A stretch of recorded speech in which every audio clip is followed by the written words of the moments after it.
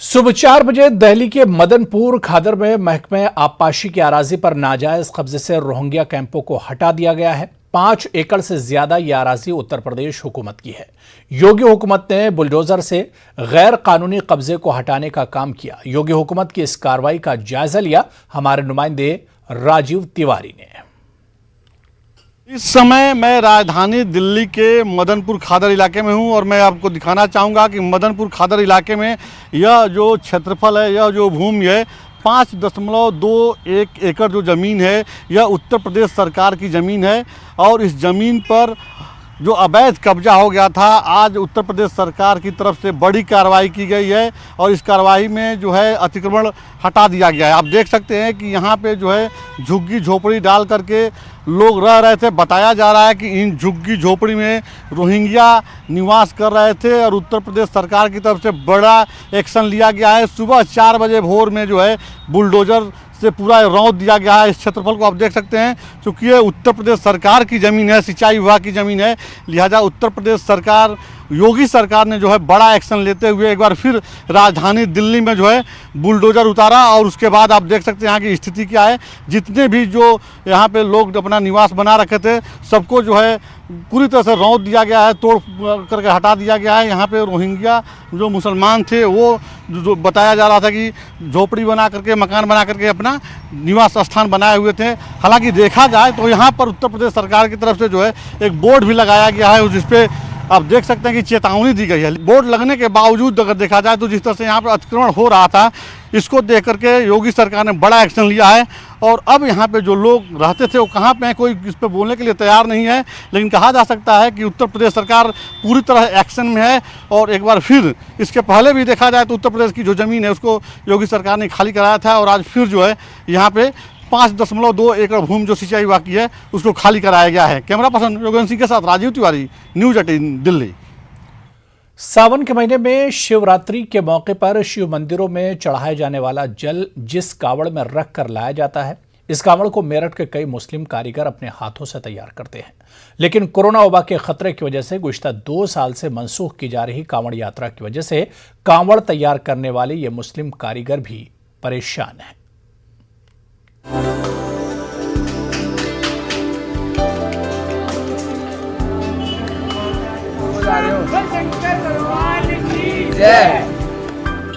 सावन के महीने में लाखों शिव भक्त अपने कंधों पर कांवड़ रखकर गंगा जल लेने हरिद्वार पहुंचते हैं और शिवरात्रि के मौके पर ये जल शिव मंदिर में चढ़ाते हैं। शिव भक्त जिस कांवड़ में ये जल लेकर आते हैं, उसे हिंदू कारीगरों के अलावा मेरठ के कई मुस्लिम कारीगर भी तैयार करते हैं।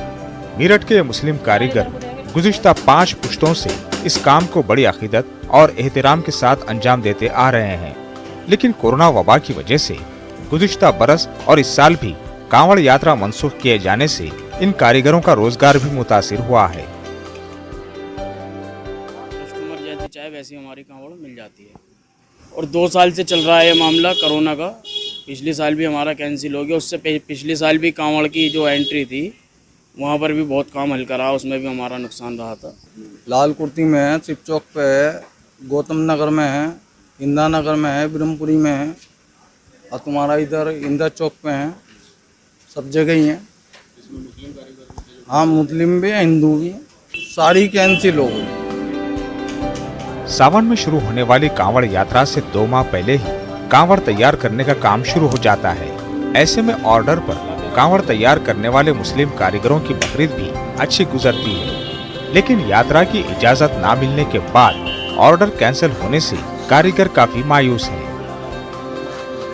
इस कांवड़ की यात्रा से मेरे काम से जो है 4-5 घर आराम से 2-2.5 महीने बिल्कुल मौज में रहता है। जो बात है, जब हमारा कांवड़ का मेला चलता है, जब ईद हमारी बनती है बढ़िया, क्योंकि हम वहाँ से रुपये अपना कमा लेते हैं, थोड़े बहुत जो अच्छे रुपये पीट कमा लेते हैं, वहाँ से हम अपने कुर्बानी भी करते हैं। सारी चीज़ ईद की खुशी भी जब भी बनती है हमारी कि हाँ भाई हमने जो है हमारा मेला अच्छा हुआ, कि ईद की खुशी भी बढ़िया होगी, हमारी ईद भी हमारी बढ़िया बनेगी। जब कांवड़ होगी हमारी तो ईद भी जब हमारी रौनक आएगी। ईद में कांवड़ यात्रा की इजाजत ना मिलने से जहां शिव भक्तों में मायूसी है, वहीं कांवड़ तैयार करने वाले कारीगर हालात जल्द बेहतर होने की उम्मीद कर रहे हैं। न्यूज़ 18 उर्दू के लिए मेरठ से तंजीर अंसार की रिपोर्ट।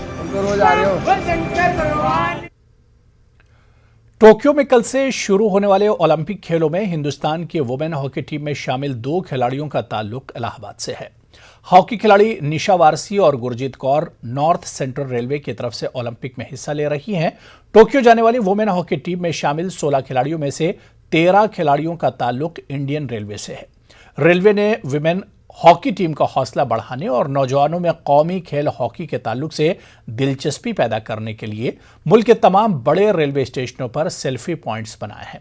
इलाहाबाद में वाक़ एनसीआर के हेडक्वार्टर और रेलवे स्टेशन पर बनाए गए सेल्फी पॉइंट्स आम नौजवानों में खासा मकबूल रहे हैं। इन सेल्फी पॉइंट्स पर नौजवानों के अलावा मकामी खिलाड़ी भी आकर ओलंपिक खेलों में शिरकत करने वाली हिंदुस्तानी टीमों की हौसला अफजाई कर रहे हैं। एनसीआर के अहलकारों का कहना है कि इंडियन रेलवे के लिए ये फख्र का मकाम है जब इतनी बड़ी तादाद में रेलवे से ताल्लुक रखने वाली खातून खिलाड़ी ओलंपिक में हिस्सा ले रही हैं। कि जो हमारी महिला हॉकी टीम है उसके 16 का जो स्क्वाड है 16 खिलाड़ियों का, उसमें से 13 खिलाड़ी भारतीय रेलवे से हैं और उन 13 में भी 2 खिलाड़ी उत्तर मध्य रेलवे से हैं, सुश्री निशा और सुश्री गुरजीत कौर। ये दोनों ही प्रयागराज मंडल में तैनात हैं और पूरे भारतीय दल को हमारी शुभकामना है, उत्तर मध्य रेलवे की तरफ से शुभकामना है। न सिर्फ हॉकी खिलाड़ी, जितना भी लोग खेल रहे हैं, हम चाहते हैं और हमारी ऊपर वाले से प्रार्थना है, दुआ है, कामना है कि भारतीय दल अपना बेस्ट पोटेंशियल प्रदर्शन करे। मैं नॉर्थ सेंट्रल रेलवे इलाहाबाद में पोस्टेड हूँ एज अ सीनियर टी और मैं भी एक हॉकी प्लेयर हूँ। और जो ये भारत सरकार ने ये चलाया है चीयर फॉर इंडिया, इस पर हम सेल्फी लेके अपने जो हमारे खिलाड़ी ओलंपिक्स में गए हैं उनको हम मोटिवेट करना चाहते हैं और उनके लिए बहुत बहुत बहुत सारी शुभकामनाएं, वो बहुत अच्छा करें। और मेरी टीम से 2 लोग ओलंपिक खेलने गए हैं, निशा और गुरजीत कौर। तो हमें बहुत गर्व फील हो रहा है कि हमारी टीम से 2 लोग यहाँ से खेलने गए हैं और फिर मैं उनको बहुत शुभकामनाएं देती हूँ कि वो खेलें अच्छा। उनको ईद उल अजहा कानपुर में अलग अंदाज में मनाई जाती है, जहां शहर के मुख्तलिफ इलाकों में मुसलसल 3 दिन तक मेला लगाया जाता है। यह रिवायत 100 साल से भी ज्यादा अरसे से चली आ रही है, लेकिन जब से कोरोना वबा ने सबको मुतासिर किया तब से सब कुछ बदल गया है और त्योहारों में भी तब्दीली आई है। इस साल भी जिला इंतजामिया और शहर काजी हाजी अब्दुल कुद्दूस ने ऐलान किया है कि मेला नहीं लगेगा, क्योंकि मेले में हुजूम होगा, ज्यादातर बच्चे इसमें शामिल होंगे, लिहाजा यहां मेला नहीं होगा।